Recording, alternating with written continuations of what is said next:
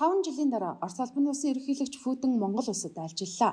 5 дахь удаа Монгол улсын ерөнхийлөгчийн урилгыг хүлээн авч ирсэн хойд хөршийн тэргүүн энэ удаад байгалийн хийн хоолойг монголоор дамжуулах ус хэрэглэгч орон болох саналыг тавьсан юм а.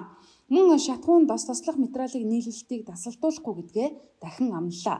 Харин 33 жилийн настай Агийн голын усан цахилгаан станцын төслийн тухайд байгаль орчны үнэлгээ хийх хамтарсан ажлын хэсгийг байгуулах сан жижигт гар үсэг зурлаа. Орос Монголын эдийн засгийн түвшиг тулгуур нь Улаанбаатар төмөр зам хувь нийлүүлсэн нийгэмлэг. Энэ байгууллагын сүр бүтцийг шинжлэх, хүчин чадлыг нэмэгдүүлэхийн тулд хөрөнгө оруулалтыг нэмэх асуудалд хоёр тал тохирсон байна. Хоёр улсын төрийн тэргүүн нарын яриа хэлцээ хүмүүнлэгийн хамтын ажиллагаач хөндөж ярилцсан.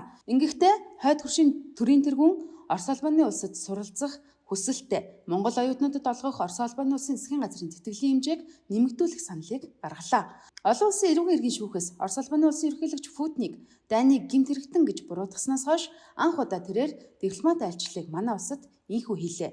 Энэ нь барууны орнуудын анхаарлыг ихэд татсан. Гэхдээ Монгол улсын ерөнхийлөгч хүрэлцэх үед ерөнхийлөгч Путиний энэ удаагийн айлчлалыг хоёр орны найрсаг харилцааг эдийн засгийн агуулгаар баяржуулсан ач холбогдолтой боллоо гэж дүгнсэн юм а. Үүнийгэж баталж Евразийн эдийн засгийн орнуудтай чөлөөт худалдааны түр хэлцээрийг энэ онд багтаан байгуулахар болж байна. Ингэснээр манай улсын 370 нэр төрлийн бараа бүтээгдэхүүнийг татвараас чөлөөлөх юм а. Мөн Монгол улс олон улсын альва хүндрэл бэрхшээл, үл ойлголцлыг харилцан хүндлэл, итгэлцэл, яриа хэлцээрийн замаар даван туулж олон улсын эрх зүйн хэм хэмжээний хүрээнд шийдвэрлэх ёстой гэсэн өөрийн талын байр сууриаж илэрхийлж амжлаа.